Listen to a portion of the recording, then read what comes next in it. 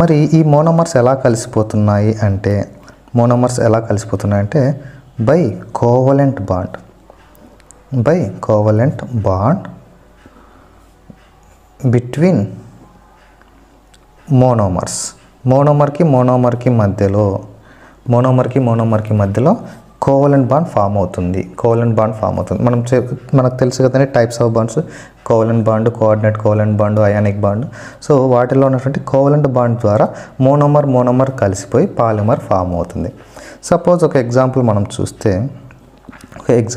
చూస్తే ఏ అనే ఒక యూనిట్ ఉంది. ఇలాంటి ఏలు నెంబర్ ఆఫ్ 2 తీసుకున్నాను.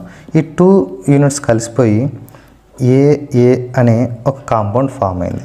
ఈ రెండింటి మధ్య ఏ బాండ్ అండి? Covalent bond. అదే నేను 3 యూనిట్స్ తీసుకున్నా, 3 యూనిట్స్ ఏ తీసుకున్నా. మరి ఈ 3 కలిసిపోయి